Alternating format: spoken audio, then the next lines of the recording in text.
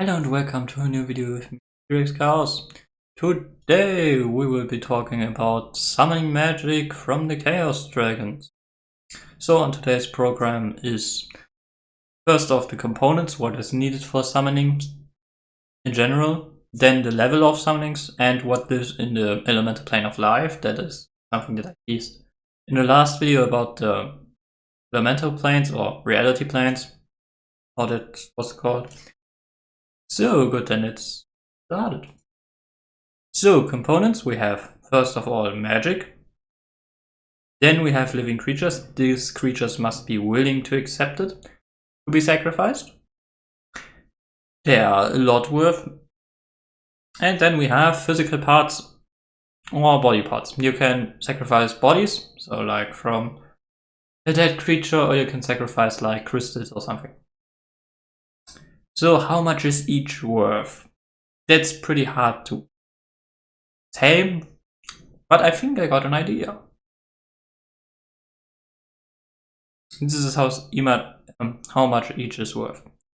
Body parts are very low because you find them everywhere. Magic is valuable. And living creatures are... the value is just insane. Good. So for summonings, when you have living creatures, I would not recommend them. I would recommend magic, because it's highest value and you can reuse it. Physical parts, when you don't have living creatures, I would recommend, or you are not a mage who has a lot of magic, you can use them. You need very much of that. And living creatures, yeah, when you need to sacrifice them, but I would not recommend that. First level of summoning magic, easy. You need just a blade of grass for this. The summons can be anything from rabbits to moles or small stone drags. Small stone drags devour like something like grass each day and make magic, just putting magic in the air. So yeah, it's nice for dragons who just feast on magic.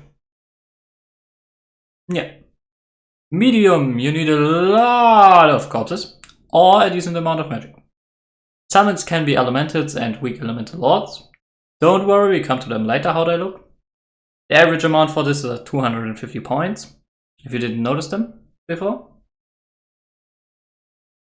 But one thing sticks out hereby. You can just summon weak elemental lords, so they won't be as smart as you, and yeah, they can also cast magic. So watch out that you not summon an elemental that just incinerates you, because they can cast magic, just like you. So how does each elemental look? Here we have a bunch of fire elementals. The weak fire elementals are on the left, then the middle one is a bit bigger. And by the fire lords, how you can make a difference between an elemental and the fire lord is they get a more unique appearance. Elemental lords have like something like bony structures, like the black right now that you can see there. They have more like bones and real fingers instead of just something. They have a more, let's just say, more detailed. So we are now at the third stage. You need a lot of magic or more than 1,000 corpses. The average is 10,000 points.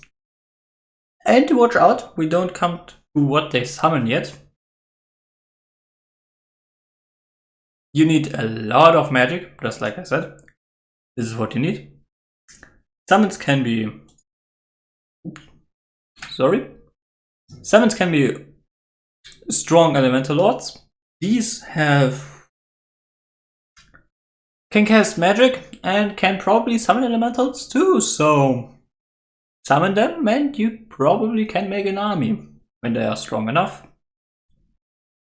And sky dragons. Sky dragons are terrifying for two reasons. They can control the weather and lightning as well as fire.